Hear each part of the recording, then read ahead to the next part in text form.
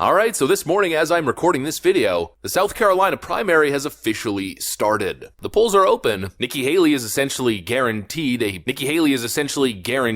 humiliating defeat, a totally unsurprising humiliating defeat. Even though we know Nikki Haley is about to get trounced in the South Carolina primary, she's very unlikely to actually drop out of the race, despite the fact that she isn't going to win a single state. And we've had our speculations as to why. Well, today, our speculations are now confirmed by none other than Gavin Newsom, a top Democrat, essentially saying the quiet part out loud, that Nikki Haley is in fact a Democrat operative, or as he called it, a Democrat surrogate. Let me show you guys exactly what's going on. We got some stuff to get into, so let's roll the tape. Alright folks, so let's first start off with Gavin Newsom says the quiet part out loud. Take a look at this. You want Joe Biden to win. Do you think that Haley or Trump would be easier to beat for him? Well, first of all, I think she's one of our better surrogates, so I hope she stays in. Hope she does well tomorrow. All the nasty stuff she says about Trump. She's spot on 99% of it. So I'm enjoying this primary, and I hope it continues. So I wish her luck.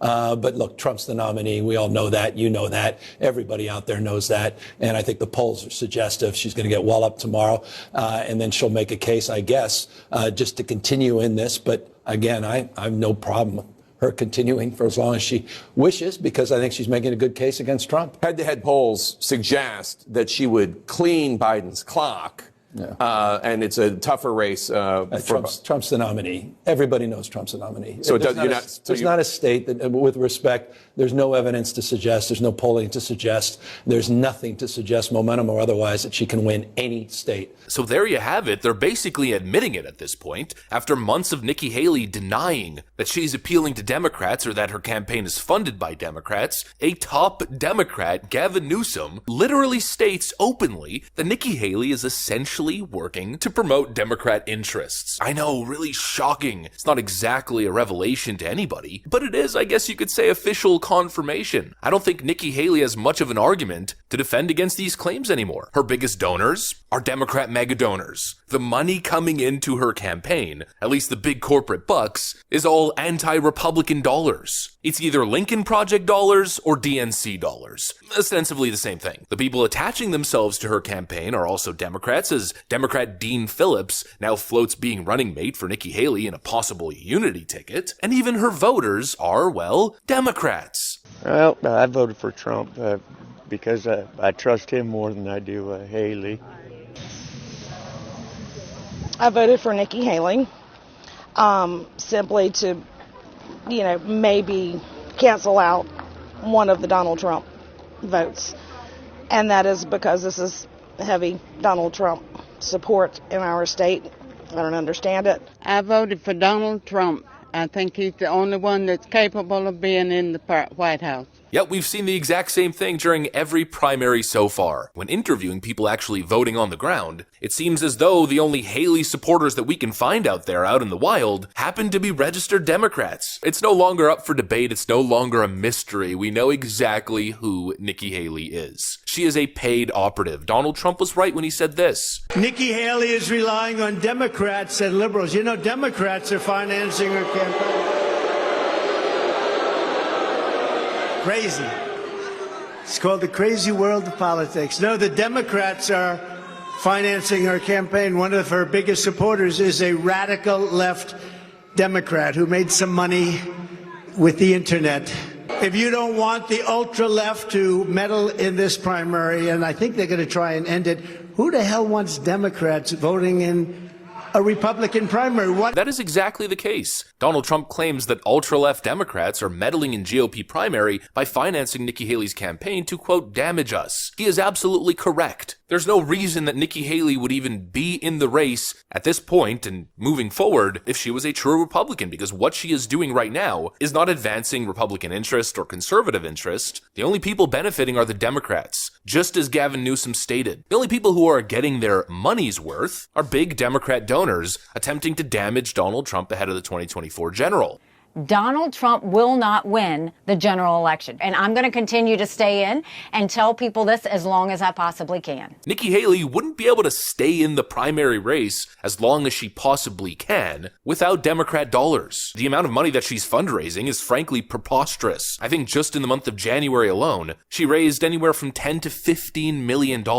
It makes absolutely no sense for somebody polling in the low 20s, and in some polls barely able to even scratch 20. You mean to tell me that Nikki Haley in the Republican primary is pulling in so many Republican bucks, but she can't even get within 30 points of Donald Trump? Make it make sense. You can't because it doesn't. And what's absolutely shocking is during some months, Nikki's campaign has actually pulled in more money than Donald Trump's. She claims it's from grassroots Republican voters and independents who are sick of 80-year-olds with dementia running the country. But no, it's Reid Hoffman and other big donors like him. I mean, for Pete's sakes, I wouldn't be surprised if some of the BLM/FTX money was funding Nikki Haley at this point. Their interest or their goal is clear. Just take a look at Nikki Haley's campaign ads. As Greg Kelly from Newsmax points out, Nikki Haley's most recent ad reads exactly like something you'd expect out of the Democrat playbook.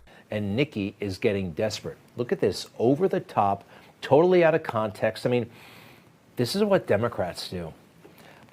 It's a very ugly ad, and she deserves no one's support. From this day forward, a new vision will govern our land. The president's praise for the dictator of North Korea was disquieting. He speaks and his people sit up at attention. I want my people to do the same. The president had planned a secret meeting with Taliban leaders at Camp David just a few days before 9/11. President Trump sided with Putin over his own director of national intelligence. Criticized American allies. Take the guns first, go through due process second. American farmers hurt by tariffs. He's lost on trade. We're reducing debt. Adding $8 trillion under Trump's watch. It's so easy to be presidential. Calling her a dog. Horseface. Very fine people on both sides. So the average little soundbite for each person was 1.5 seconds. And she wraps up with the Charlottesville lie. President Trump did not say that neo-Nazis and white supremacists are very fine people. He said the opposite. And for her to engage in that, she has no respect for us.